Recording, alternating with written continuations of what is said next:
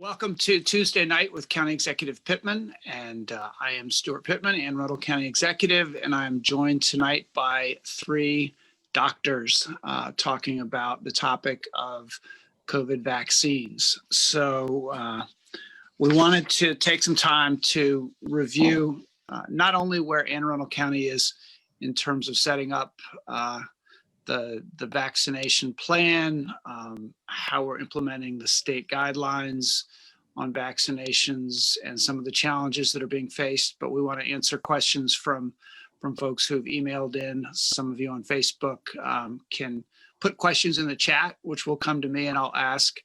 We've got a few residents as well that have joined us that will be asking questions live. But before we talk about Anne Arundel County's experience and what we've been doing so far, we've got a couple of great experts with us. Dr. Matt Lawrence, who's been involved, who really studies the development of vaccines. And we'll talk about what these vaccines are and how they work, and some of the work that you have done, as well as Dr. Marcy White, who is the Chief Medical Officer at Total Healthcare. So has a really good picture on what's going on around the country in the region and some of the challenges that everybody's facing with this vaccination process. And then we'll hear from our own health officer, Dr. Nilesh Kalyanaraman, who will talk about where we are in the county and have a lot of good information about, fortunately, what we're undertaking, which is a huge challenge, but exactly what we've all been waiting for, to finally win the last battle against this virus and get back to life as we know it and love it. So let's start with you, Dr. Lawrence. Tell us what these vaccines do and how they were developed and what people should know as they think about getting vaccinated. Sure. Thanks so much, Stuart. I appreciate the opportunity to be with you this evening. So I'm a researcher and I study vaccinology, as you said, and I've helped to develop some vaccines that we're testing against malaria and typhoid fever and other diseases. And all of this was occurring before I helped to develop the COVID vaccines that are currently in development. So that's just a bit about my background. But essentially, what my involvement now is with the COVID vaccine development is that I'm a co-principal investigator for the phase 3 Moderna mRNA vaccine trial here at the University of Maryland in Baltimore. And I'm also an investigator for the phase 3 trial of a different COVID-19 vaccine that is developed by Novavax here in Maryland. So for these two clinical trials, I'm essentially a clinician helping to run the trials and generate the data that will support these vaccines as far as safety and efficacy. So what are these vaccines? These vaccines are ones that have been developed for the most part targeting a specific protein that is in the SARS-CoV-2 virus, and that's called the spike protein, which many have seen in the news.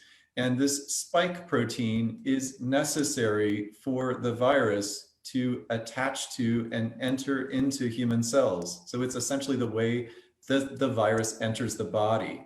So the vaccines work to generate an immune response against this spike protein. And by doing so, they prevent the virus from entering human cells and replicating and causing disease in individuals. So this spike protein was sequenced shortly after the outbreak was confirmed. And with this genetic sequence, vaccines were rapidly made, including the mRNA vaccines that are currently used under emergency use authorization by Pfizer and by Moderna. And the spike protein is also the basis of the other 4 vaccines that are part of the Operation Warp Speed that's supported by our US government.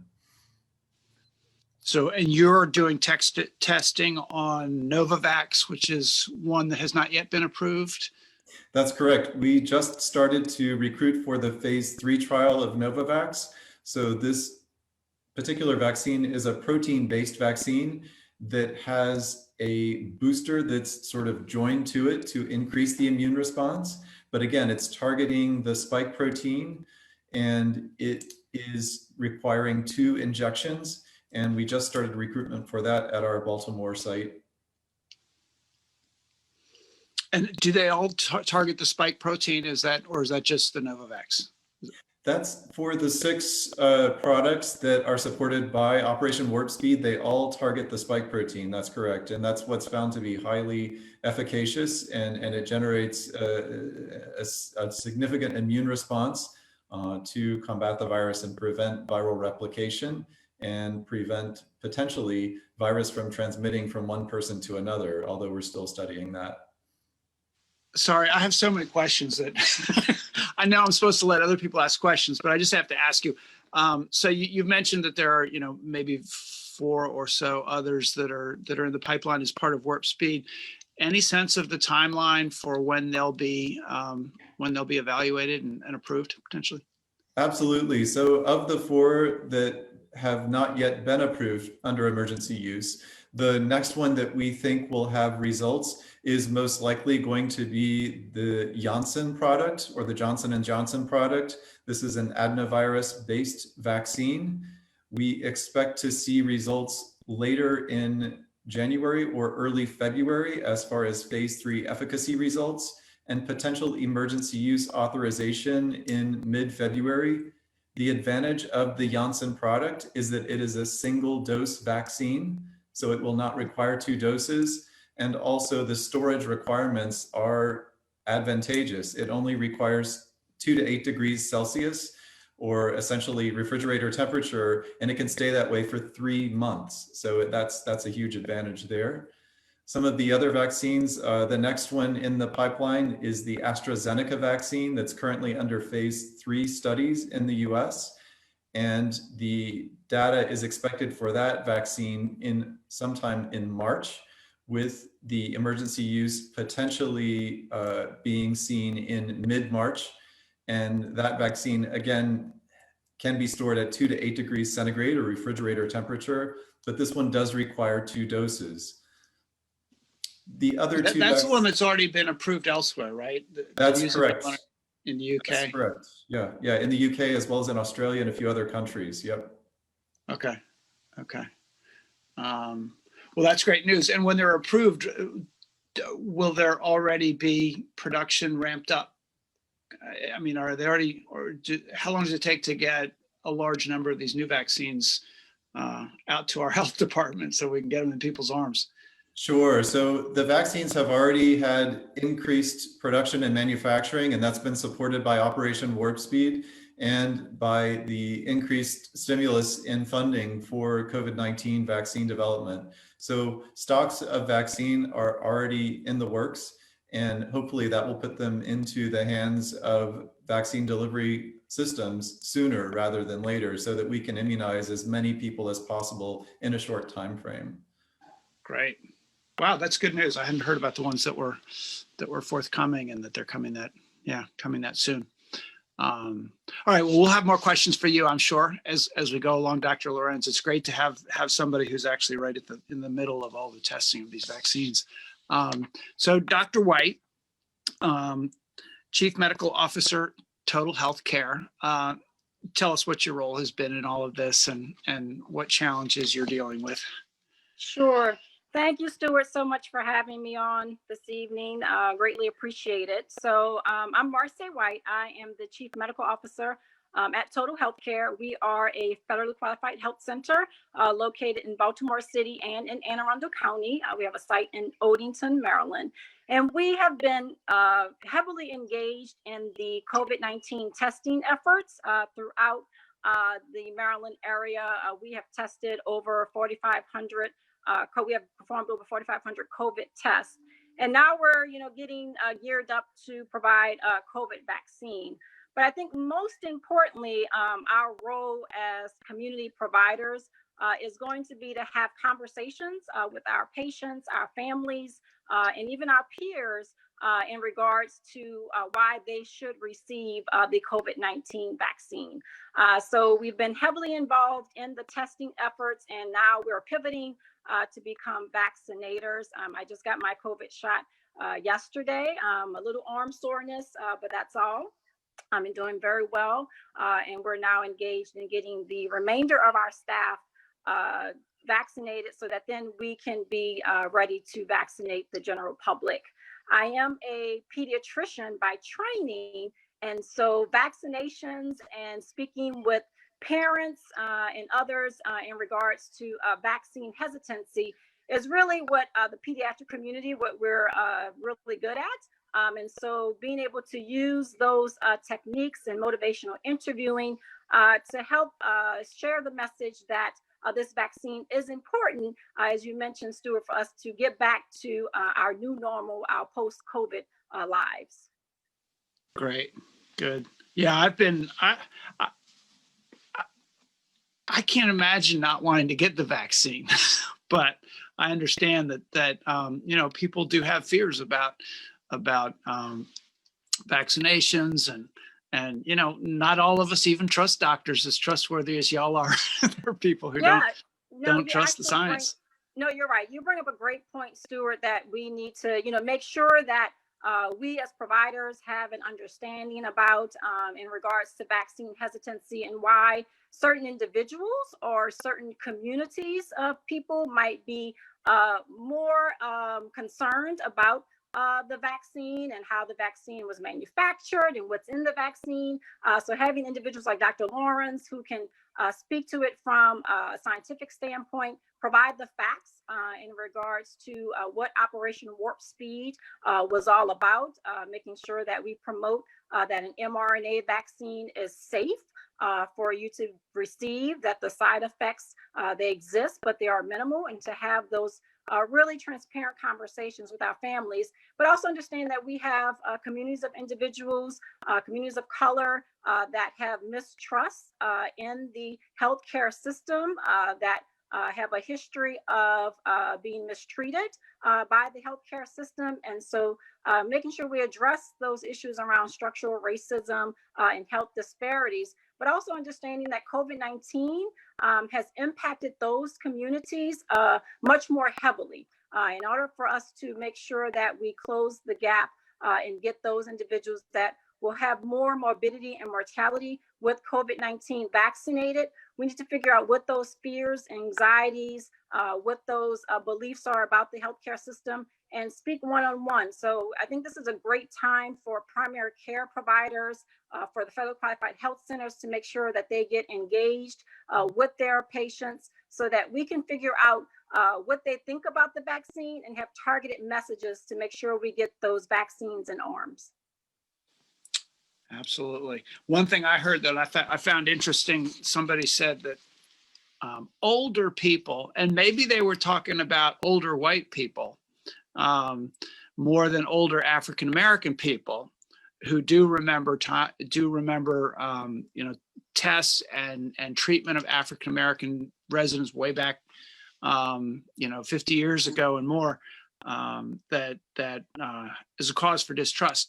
But that at the same time, older people went through the polio era and have witnessed vaccines being developed and, you know, saving generations of people, and the positive sides of that.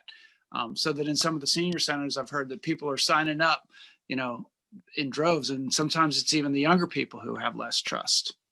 Yeah, absolutely. And we know that the senior community has been widely afflicted by COVID-19 and certainly are most at risk for those complications. And so ensuring that we get them vaccinated is very important.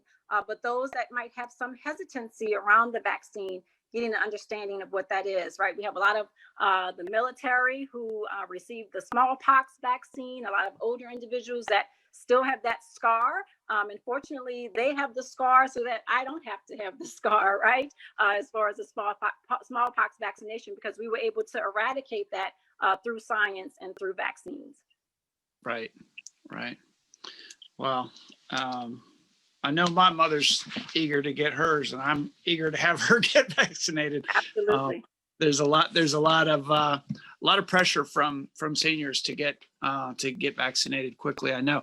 So and that'll get us into the whole topic of you know, who comes first and the phases and how that all works. But Dr. Kalyana Raman is the person who has been not getting a lot of sleep for the last 9 or 10 months in Anne Arundel County, and really leading a heroic team in our health department.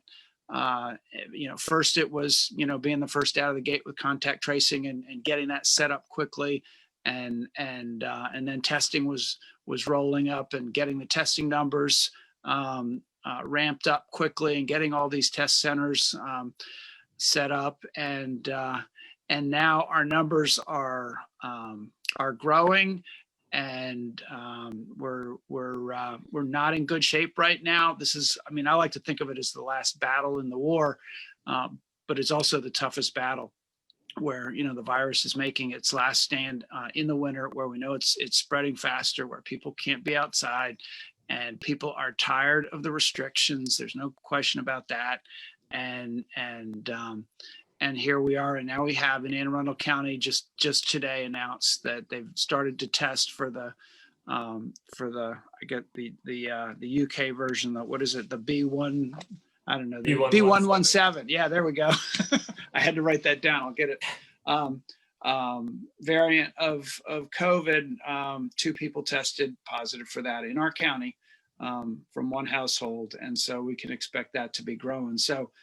Right at the time where we're really having to work to push the numbers down, the health department is also gearing up to be able to do mass vaccinations, and so tell us a little bit of the story of all of that, Dr. Kalyana.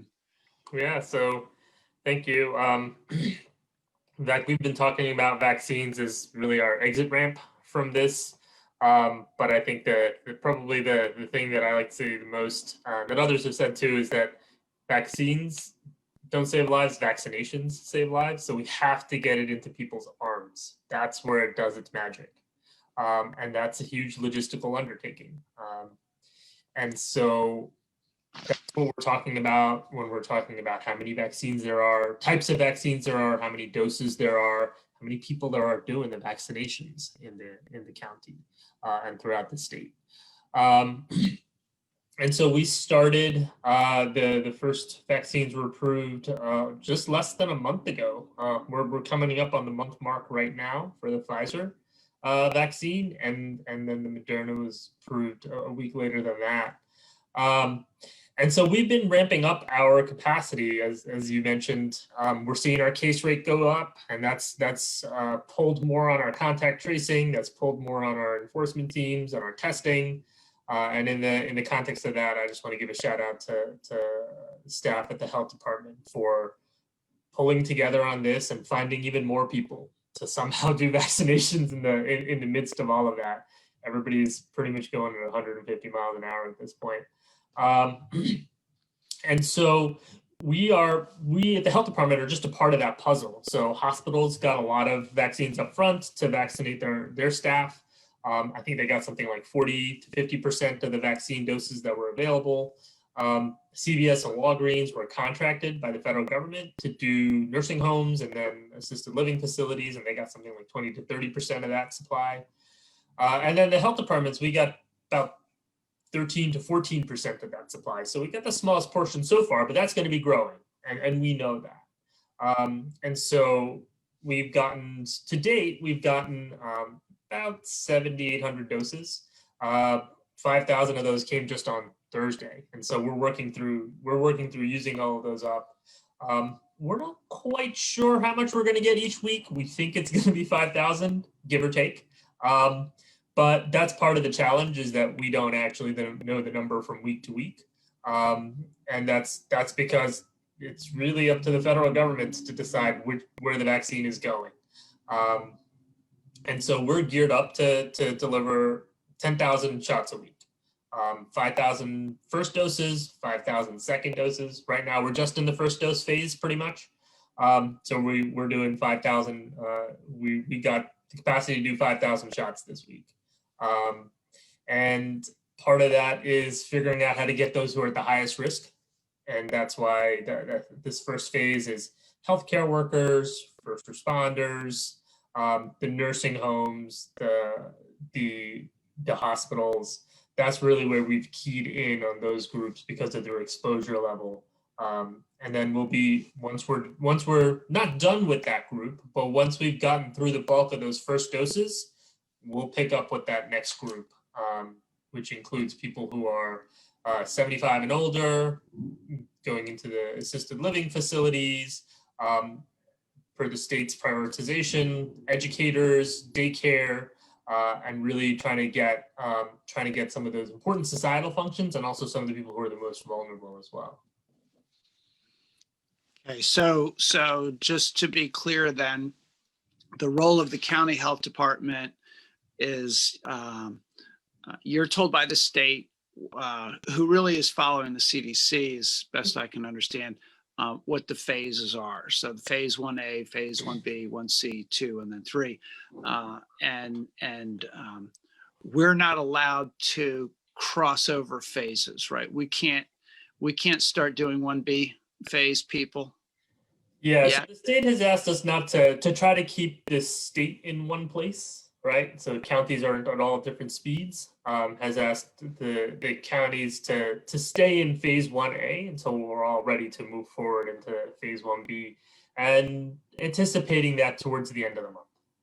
And 1A includes the hospital workers and they're doing theirs. They get theirs directly. You don't oversee that. And Right. It was interesting to me to hear that. They're pretty close to 50% of their staff done, but they really only had a little over 50% of their staff saying they wanted to jump right in and get vaccinated. And then another 20 or 25% said they'll do it, but give me a little time to get used to the idea. And they actually had people who were saying they didn't want to get vaccinated. Hopefully they'll change their minds. I was shocked by that anybody who works in a hospital would not want to get the front line. And then we have our first responders.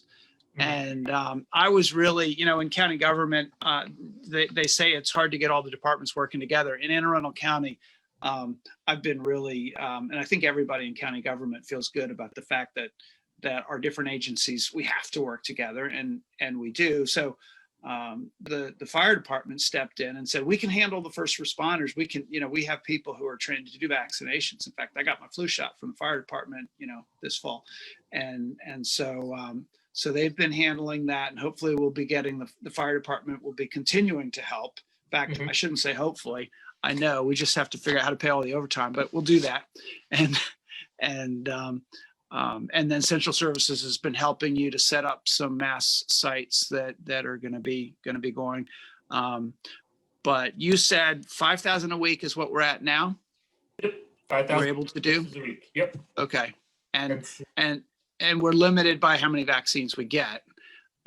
You mentioned about the numbers, and I have to tell a funny story that you thought we were at 2,500 a week, and then Saturday last week, an email from the state saying, could you handle 5,000 instead? If you promise you'll get them into people's arms in 2 weeks, we'll send them to you. So, Dr. K was checking with our CAO and everybody. Do you have the money if we need to hire the extra people, and can we pull this off? And I said, of course. Say yes. So we got the 5,000. They were supposed to come by Tuesday. They didn't come till Thursday. So it's really, it's really hard when you don't know how many vaccines are coming to set up all the logistics of getting them in people's arms. But the fact that we're rolling at the 5,000 a week pace now is pretty darn impressive. And can you tell us where all of that is happening? Yeah. And remember, we're in phase 1A still. So we're only talking now about the hospitals are doing theirs. We're talking about healthcare workers from healthcare, total health, and elsewhere, first responders as well. So how's it working? Where do they go? Yeah, we've got a couple of sites open. We've got one in Glen Burnie, Bay Meadow. If anybody's gotten tested there, it's that same spot. We've also been partnering with the community college, and they've been fantastic. So we have a site that just opened up there on Monday, so yesterday, and that's actually 7 days a week. So we'll be offering weekend hours as well, starting this weekend, and then starting over the next few weeks, we'll be adding more sites. One in Annapolis, one other, and we're looking for a location, and then we'll also be opening up a mobile site that goes around from community, like we're doing our pop-up testing. So we'll do pretty much pop-up vaccinations as well reach those communities which typically don't have as much access to vaccination or healthcare or transportation. And I got to tell you, I get a lot of emails and text messages from people with ideas of additional sites, and I share those with the health officer. But there are businesses that are offering locations. There are, vacant stores and shopping malls that are available. And I know the Naval Academy Stadium is a place that we're looking at. It's got a huge parking lot that is under negotiation right now. So as we ramp up to higher levels, we have sites that are being lined up. Yeah. Okay, so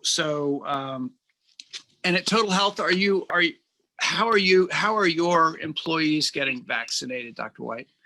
Yeah, so our employees are actually getting vaccinated through the health department. So Anne Arundel County Health Departments and also Baltimore City. We're fortunate to have sites in both of those jurisdictions. And so we have provided those links to staff. We are actually receiving an allotment of 100 doses as well directly as a pilot from Maryland Department of Health for us to vaccinate our staff. So we hopefully will receive those, if not tomorrow, by the end of the week. And so we're working out ensuring that we can vaccinate our staff. It's actually a little bit logistically easier for us versus having them go to the different locations via the health department. And so most of the FQHCs have received an allotment so that they can make sure that they're vaccinating those frontline providers. Excellent.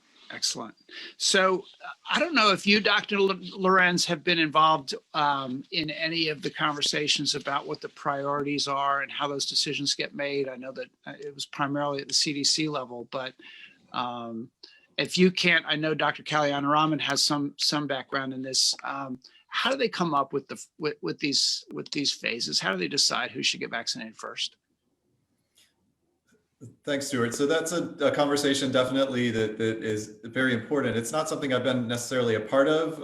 I've been more in the vaccine development section, but the prioritization is certainly discussed at many levels and takes into account, from what I've read and understand, the different risks that people have, not only of COVID-19 transmission, but also the risk they have of developing complications, including risk of death from COVID-19. So all that is taken into account when vaccine priorities are made and distributions are considered. Do either of you other doctors have anything to add to that? Yep, we concur. Okay.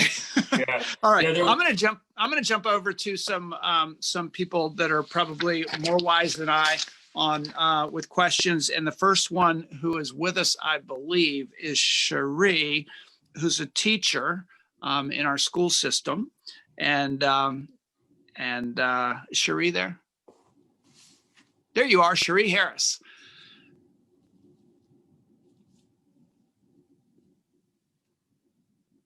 All right, now we can see you. Can we hear you? Unmute yourself. There we go. I was like, geez, my hair is all over the place, but okay, here we go. So being an educator, my question for you is how schools are going to be impacted by the vaccination role, and how will teachers be notified to take the vaccine, and must they take it before returning to work?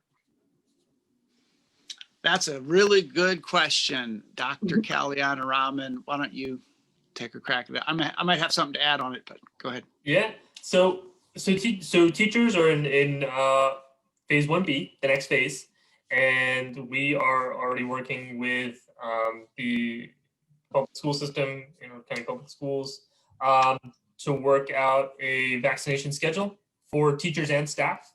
And we've looked at it in terms of 5 categories: people who are already back at work in in-person instruction or working with face-to-face contact, and then going through the elementary, middle, high school, and then those without any, those who are working remotely. So we're working out that plan with them already. And then we also have a plan to vaccinate private school teachers and staff. And we're ready to go with that. I mentioned, we have our vaccination sites. We also have partners that we're talking to about expanding our capacity. Fire department has been a great partner already. So once we move into 1B, we're ready to do the teachers. Your second question is about whether it's required or not. The vaccine isn't required of anybody, but it will certainly make returning to school much safer. And that's what we're doing with the vaccines, right? It's going to allow us to go back to do the things that we want to do the way we should be doing them. Yeah. And I would just add that when we want to get our schools back open, we want to get kids back into schools, and came pretty close back when we were at a case rate of around 10 per 100,000. And now we're above 60. And so the school board, is talking about this right now, at what point they're ready and it's safe to do it. And the plan had been to do it on February 2nd. And I know that your recommendation, and mine would be as well, Dr. K, is let's hold off, not do it right now while things are in spiking as bad as they are. But they need a date to shoot for, because it takes some time to plan, to make the adjustments. So the assumption is that your recommendation was that they put it out a month, look at March, and that hopefully by then we can get all the teachers vaccinated, and that does change the calculation. And so we can probably go back at a higher case rate with teachers vaccinated, certainly. And let's hope we can get there, and hope that our numbers are pushed down by that point. How about Deborah, who is with us, I believe.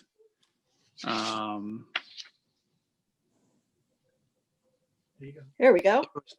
Or Debbie. It's okay. Either one works. Deborah when I'm in trouble, and Debbie when things are going well. Okay. So thank you for having me. While I understand we're following the CDC guidelines, there are some of us who fall into gray areas that may never be addressed by a CDC plan. And for me, that is of being a family caregiver to parents who are age 92 and 90 and have been county residents for 70 years and live in their own home. And I am under the age of 65. So it would be quite a while before I would be able to get a vaccine, yet I am the person that interfaces. I'm basically running a remote assisted living from my house daily. I provide meals, I provide constant care, I do their errands. And so what consideration is there for those of us who have become those family caregivers and are the only support for people that are so at risk? I've kept them inside for 11 months, kept them healthy, but I need some help for them and for me. What kind of safe vaccination places will we have? I've kept them out of Walgreens and CVS and grocery stores, so I hate to take them there to get a vaccine. But is there some consideration for those of us who are the family caregivers that may not come for months and months down the line? And what are your plans for this 92 and 90-year-olds who are still living at home? Thank you. That's a good question. So there's a couple of questions in there. If I forget one of the questions, you'll remind me. First, in terms of the CDC, the categories not covering everything, you're absolutely right. So I'm gonna note this down. And we've been getting a lot of these kinds of questions about, we don't fit nicely into the categories. What happens to us? So I don't have an answer for you at this moment, but what I can tell you is that we will look into that and we will address that. And we are constantly updating our section on prioritization to address these questions. In terms of safely vaccinating your parents, so we have a combination of drive-through vaccinations and then also sites that you can walk into. So that's something that you can certainly pick. Our Glen Burnie site is a drive-through site.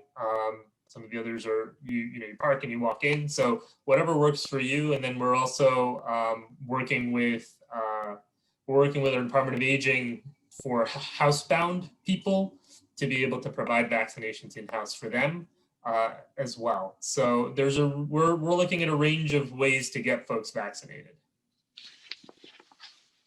Anybody have anything to add on this? I know at Total Health, you have a lot of multi-generational families that you deal with.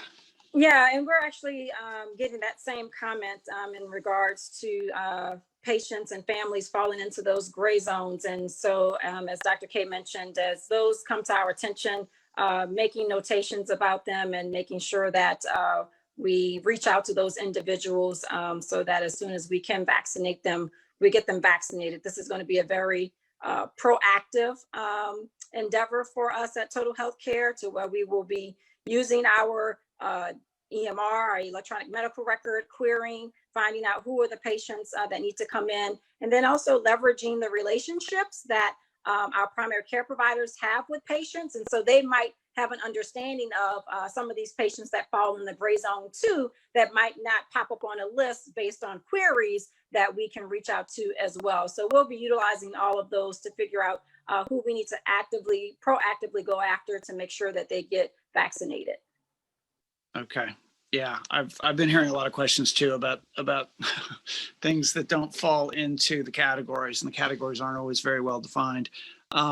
So Kemi is with us as well with a question, I think, about disinformation and conspiracy theories.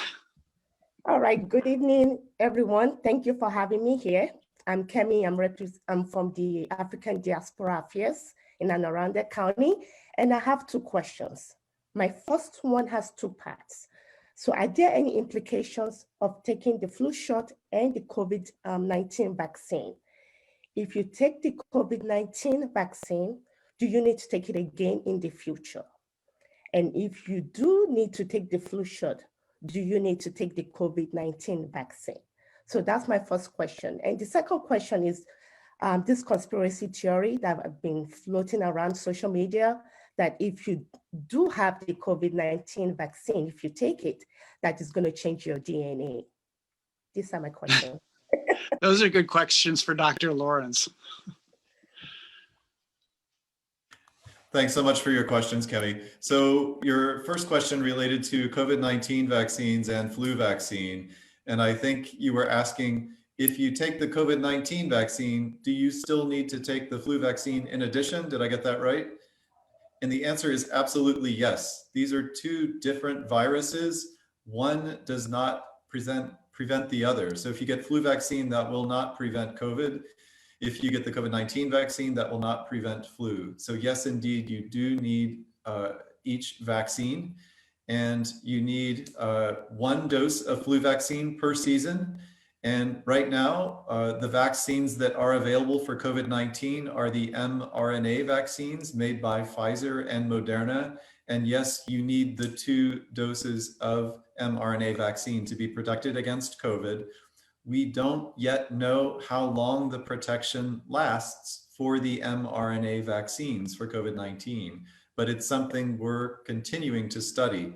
Our participants in the phase 3 Moderna trial will be with us for 2 years so that we can continue to follow them and look at their immune responses and see if they're continued to be protected against COVID-19. As far as the conspiracy theories that are out there, definitely they are there.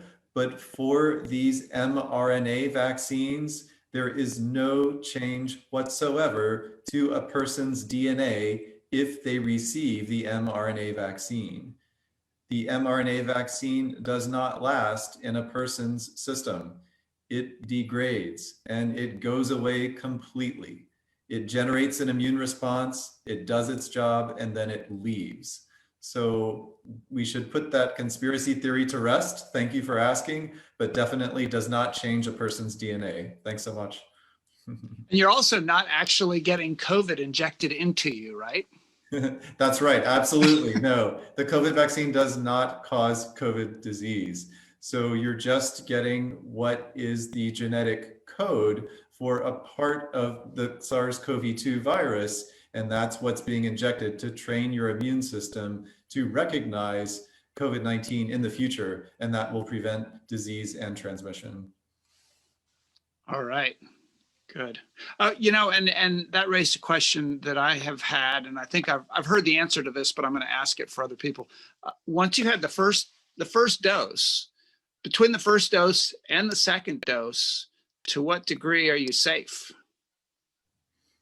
Sure. So we have some limited evidence from the phase 3 trials from Pfizer and Moderna that there is evidence of protection after a single dose, but how much protection? It's limited. It's definitely not the 95% that you get with 2 doses, and it probably doesn't begin until at least a few weeks after that dose.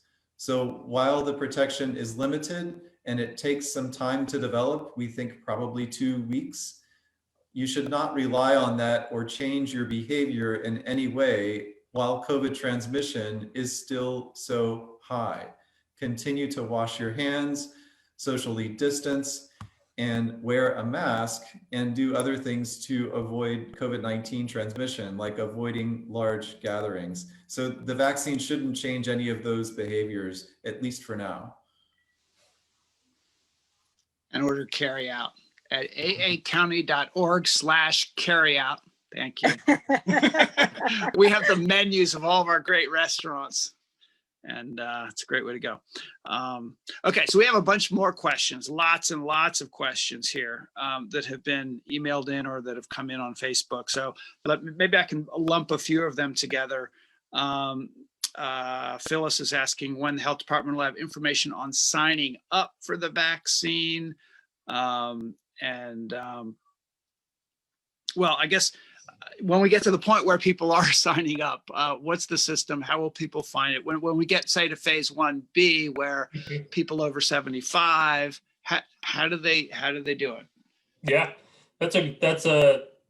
I'm glad you asked that question, because we're working on that. So we have a sign up system right now for healthcare workers, but that's not going to be able to handle everybody in the county. So we're looking right now at a couple of different systems to be able to pre-register folks. So anybody who's interested can sign up, and then when it's their time, when it's their phase, we'll be able to reach out to them. So we're hoping to get something up and running in the next few days, a week at most, so that people can pre-register. So that's they'll be able to, even if it's somebody who's doesn't fit into any of the special categories, it basically, you put your information in and then you get pinged when it's your time. Yep, exactly. And Okay. We'll also give you some informational updates, weekly, just to tell you where we are and what we're expecting. Okay. And what about for healthcare workers? The assumption is their employer lets them know they're eligible now, right? But is that the only way, or can people sign up directly? They could sign up directly. Our big issue is we just wanted to make sure that it was healthcare workers. We're seeing people sharing emails, the emails we give out for invites with their family and friends. And, we're trying to stick with this prioritization because there's a reason we prioritize healthcare workers. So that's why we sent it to the practices to share with not just the providers, but also the staff as well. Mm-hmm. Okay. And Andres wants to know if the state will dictate when we go from one phase to the other. And I think we've sort of answered that. That's yes. And they're saying we're going to go from, they have a general timeline already, but are they going to make announcements and say, okay, next week we're good? Or are they going to, do you know how that's going to work? Are they telling you? Yeah. It's kind of this constant conversation around where we are in the phase, right? I think it was probably the first time I told people to do something on a tweet. So yesterday I tweeted out, we've got a lot of appointments. Be careful with that. We saw the appointments start to be made by folks. I don't know what the hesitancy was. Maybe they thought there'd be another appointment next week. But once we don't see enough signups, we're going to move to the next phase. Or we're going to tell the state we're ready to move to the next phase. And once enough counties are saying that, it's going to be time to do that. Okay, so we're projecting, and this is a question from Victoria for 1B, the governor has said, and so we're projecting end of January, 1st of February. Yep, and that's what we're projecting just in terms of the numbers for our county, and we're getting ready for that. Okay. And we've talked about how many people are asking how many doses we get. Are we at 5,000 a week yet, doses coming in, or? So we think we are. Yeah. They came in Thursday. Last Thursday we got 5,000. The week before that we had gotten 2,600. We're scheduled to get 5,000 this week. When we get it, we'll say we got it. Until then, it's still tentative, and we'll see what next week holds. So that's as we go along, we'll learn how much we get along with everybody else. Here's an obvious question. Where do we go to find out the information about this? County, go ahead. Yep, aahealth.org. On our website, we've got vaccine info. We've got information about the vaccine itself, about what to do if you're registering. That's really for healthcare workers, but once we open that up, that'll be relevant to those folks. About our prioritization and looking at those priority groups, so phase 1A, B, C, phase 2 and 3, and also how we address some of those challenges. And Debbie mentioned that she doesn't nicely fit into a category. So how are we trying to address some of those, and using the ethical framework put out by the CDC to look through those issues and figure out, okay, what's the best phase to classify somebody as, or some group of people as. So you can get all your information there. For their questions that you don't think were answered, let us know and we'll answer them. So Vicky is asking if they need to take any specific actions to prepare for the vaccination process, and also like physician referrals for prioritization. So no, there's no physician referral required. Don't need that. Our entire process is going to be based on people being honest. And the more people are honest, the faster we can move through this process, and the more equitably we can move through this process. If we have to tell a 20-year-old, like, you're not a doctor, please don't do this, that just slows things down. So that's the kind of stuff that, everybody can just be honest about where you are. I know everybody's eager to get in line, at least those who are interested are eager to get it as quickly as possible. But it's limited supply. That's really the challenge more than anything else, is that there's limited supply. If we were told we get twice as many doses, I'd be on the phone with a lot more people saying, I need you to give this out. But we're just not there yet. John wants to know, is Anne Arundel County going to make sure the distribution of the vaccine does not look like Florida with lines of people camped out overnight? That's the idea of signing up in advance, right? Yeah, we're not doing that to people. That's not nice. I'm not going to do that. Right. Good. Okay. A lot of these questions are kind of overlapping or have been. Okay. In Anne Arundel County, is there an issue with not having a sufficient number of people who can give the shot? If so, what can be done about that issue? We had a meeting about this today, so go ahead. We did. We're stretching the health department on doing this, but we've pulled out as many of our folks as we can, largely from our disease prevention and management and our school health staff. But we're looking to hire 120 new people to do vaccination.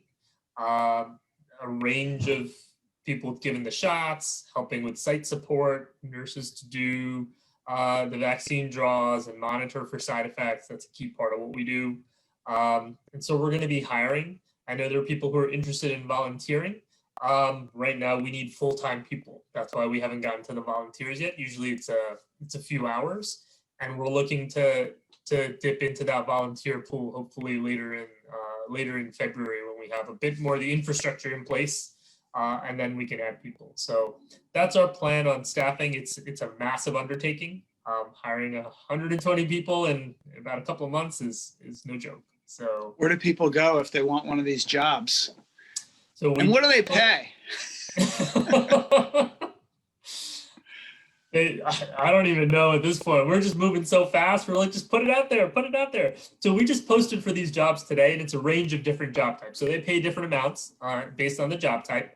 But you can visit our website, aahealth.org, and look for these jobs. And please apply. We want all of you to apply.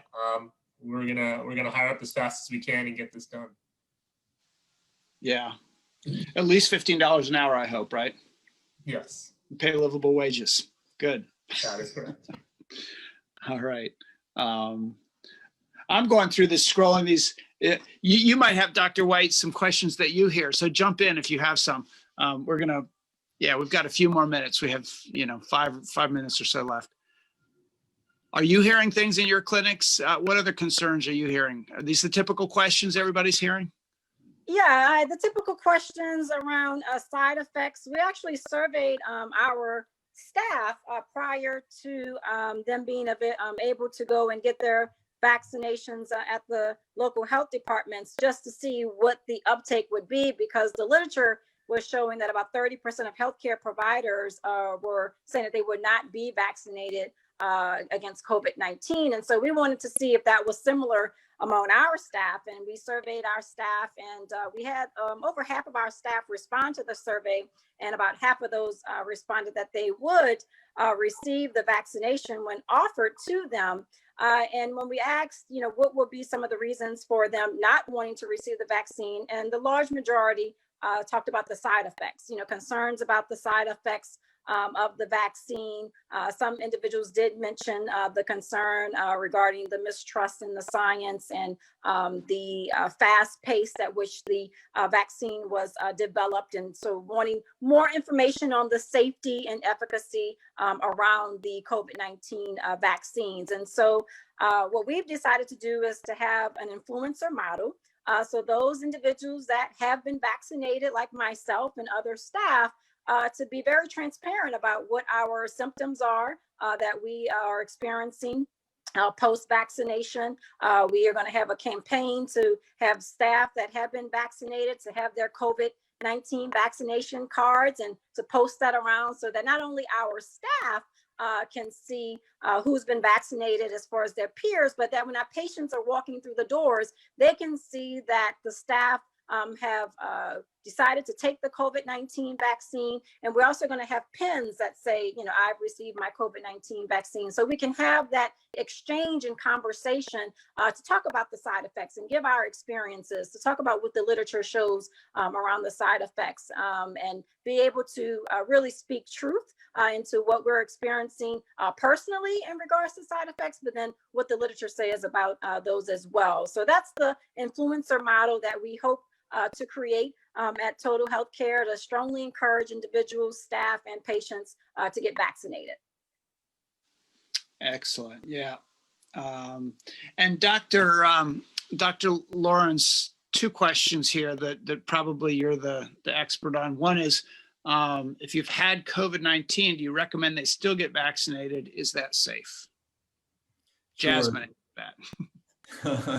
Thanks. Yeah, sure. So yes, it is recommended after you've had COVID-19 to get vaccinated. You can definitely wait a little bit longer than the rest of the population. You probably are somewhat immune for at least, say, 90 days after you've recovered. So it's not as urgent for you to get vaccinated ahead of your peers. But yes, it is still recommended that you be vaccinated to prevent COVID-19 and further transmission. Yes. And there is no safety effect. We have had experience of vaccinating individuals who were, after the fact, known to be positive for COVID-19, and there's no significant safety effect that was detected.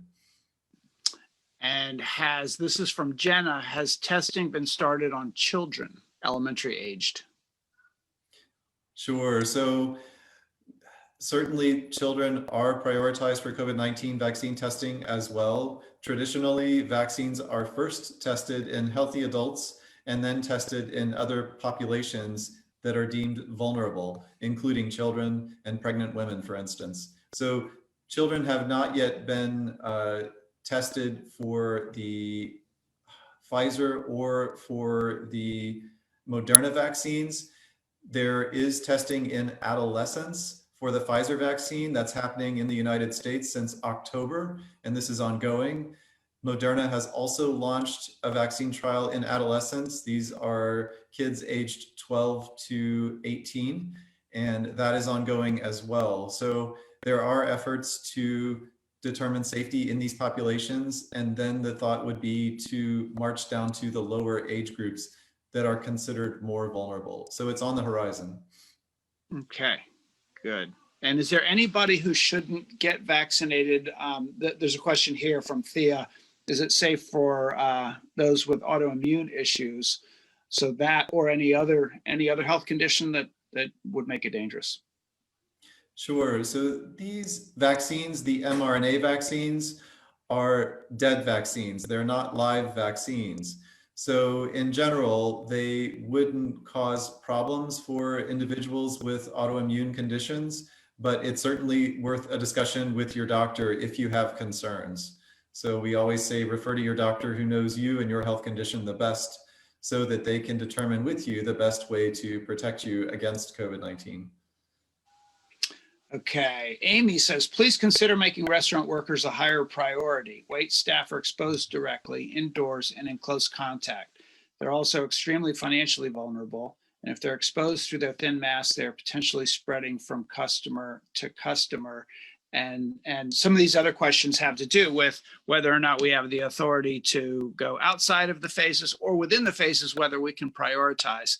And I know we have had a conversation about prioritizing restaurant workers, and Nilesh, is there a process for prioritization? And when we get to groups that where there's going to be tens of thousands all at once who want to get vaccinated, is it first come first serve, or how's that going to be managed? Yeah, so part of the and we talked about this a little bit earlier. Part of the prioritization was. That was done at the CDC level, was looking at that combination of individual risk and then groups and their risk, and so that was the basis for these priority levels. Within each of these groups, we're looking at, okay, who comes first, who comes second, right? Because we can't do everybody in the first week. That's not possible. So I think a good example is with healthcare workers.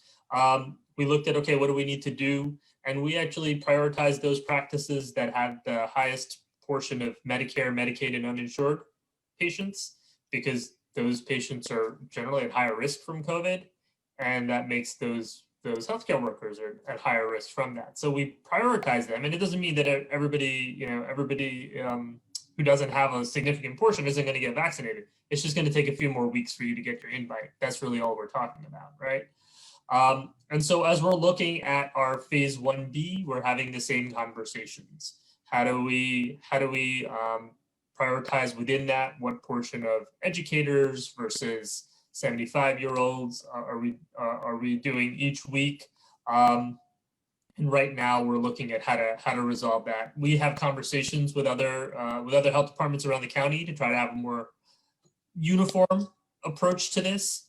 There's always local variation, but I think it always helps to talk through these issues and make sure that we're thinking through all the different angles on it. Okay, one last question, and I like this one. Because I had a conversation earlier today about this very topic with the head of our Anne Arundel County Public Libraries, and this is probably one of his employees. Where does the county plan to list public library employees in the vaccine rollout strategy, working face-to-face with the public, providing computer access, books, and other materials for checkout to support virtual school and a safe place is our primary job. We need to equip library staff with the tools needed to fully reopen the branches and help people who are suffering. Rachel. So this is one of those ones that's not mentioned specifically, but in my view, we could call them educators, right? I promised that I would bring this issue to the health officer, and so now I'm doing it. So yeah, we've been thinking through this one for a while, right? So I think the thing that I refer to is, we talked about what are the ethical frameworks that were used to actually develop the guidelines. The CDC, essentially the Advisory Committee on Immunization Practices, ACIP, they're the ones who think through these issues. The World Health Organization has a framework, Hopkins has a framework, and they all have similar principles, and we're using the ACIP because that's the one that the CDC relies on. And when we look at it, we look at the rationale for why they did things the way they did, right? And so when they looked at occupations, they looked at healthcare workers and first responders, because those are folks who throughout the pandemic have continued working and but have also continued working in a way that exposes them to a much higher risk. And we've seen that with healthcare workers, right? They have much higher rates of as an occupational category than other of COVID than other occupational categories. And then when we look next group, that's that frontline essential workers. So people like in public transit, postal service, and look, so those are people who have, and grocery store workers, people who have that, like who have not been able to stop working because there's no such thing as telework. You can't be a grocery checkout person and telework. That's not a thing, right? And so they've had to deal with the public every day, hundreds of people coming through, right? If you're a grocery store worker or public transit. So they've been at high risk throughout this entire pandemic. And we've said, you're really a frontline essential worker. So they're being prioritized next. After that comes our essential workers, people who have continued to work, but have maybe had some piece of time where they didn't, right? They were very important to society, but at a slightly lower risk category than the ones in the frontline essential workers, right? And so it isn't really a question of who is or isn't important. We have to make decisions as to who comes first, who comes second, and who comes third, right?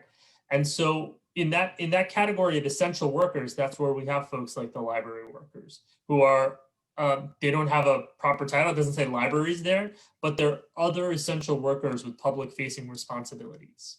And they have similar characteristics to others in that grouping. People like in information technology, right? Like we're doing Zoom right now. We need those IT people to keep these systems running, like literally everything running.